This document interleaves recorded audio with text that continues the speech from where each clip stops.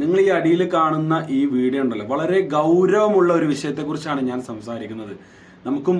നമുക്കുണ്ട് രക്ഷിതാക്കള്, നമ്മൾ അവരെ നോക്കുന്നവരൊക്കെയാണ്.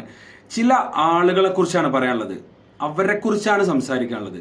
കൊല്ലം കോർപ്പറേഷനിലെ 600 ഡിവിഷനിലെ ശാന്തഭവനത്തിൽ രവീന്ദ്രനാഥ് എന്ന് പറഞ്ഞിട്ടുള്ള 85 വയസ്സുള്ള ഒരു അച്ഛനാണ് നിങ്ങൾ ഈ കണ്ടുകൊണ്ടിരിക്കുന്ന വ്യക്തി. ഈ വൃദ്ധന്റെ 2 മക്കളായിട്ടുള്ള 2 പേര്, അനിൽകുമാർ, അജിത് കുമാർ എന്ന് പറഞ്ഞിട്ടുള്ള 2 ആൾക്കാര്. ഇന്ത്യൻ ഓയിൽ കോർപ്പറേഷനിൽ ജോലി ചെയ്തിരുന്ന ഈ അച്ഛന് വലിയ എമൗണ്ട് ചെലവാക്കി അനിൽകുമാറിനെയും അജിത് കുമാറിനെയും പഠിപ്പിച്ച് ഒരു പൊസിഷനിൽ എത്തിച്ചു എന്നുള്ളതാണ്. അദ്ദേഹത്തിന്റെ മുഴുവൻ സമ്പാദ്യവും ഈ 2 പരനാറികളായിട്ടുള്ള 2 മക്കൾ കൈക്കലാക്കിയിട്ട് നമ്മൾ ഈ കറിവേപ്പില കൊണ്ടുപോയി കളയൂലേ, അതുപോലെ ഈ അച്ഛനെ അങ്ങ് ഒഴിവാക്കി അച്ഛന്റെ അക്കൗണ്ടിൽ ഉണ്ടായിരുന്ന പണം മുഴുവനും പിൻവലിച്ച് ഈ അച്ഛന്റെ സ്വത്ത് വകകളെല്ലാം തന്നെ കൈക്കലാക്കി ഈ അച്ഛനെ ചവറ്റുകൊട്ടയിലേക്ക് എറിഞ്ഞിട്ടുള്ള 2 പരനാറികളായിട്ടുള്ള അനിൽകുമാറും അജിത് കുമാറും എന്ന് പറഞ്ഞിട്ടുള്ള 2 വൃത്തികെട്ട 2 മക്കള്. ഇവര് 2 പേരിൽ ഒരാള് അധ്യാപകനാണ്. ഇതിൽ ഏതാന്നുള്ളത് കൺഫ്യൂഷനാണ്.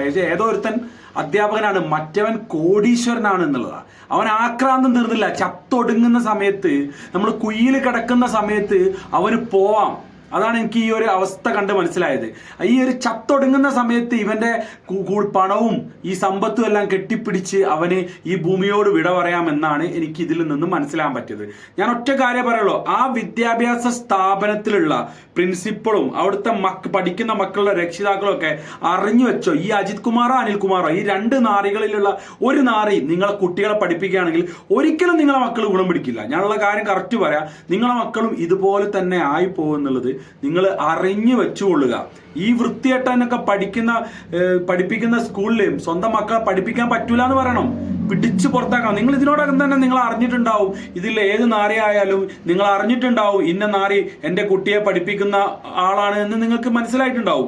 അപ്പൊ തീർച്ചയായിട്ടും നിങ്ങൾ എന്താക്കുക, അതിന് വേണ്ട കാര്യങ്ങൾ ചെയ്യുക. എനിക്കിതിൽ ഭയങ്കര ടച്ചിങ് ആയിട്ടുള്ള ഒരു കാര്യം പറഞ്ഞാൽ, ഇത്രയും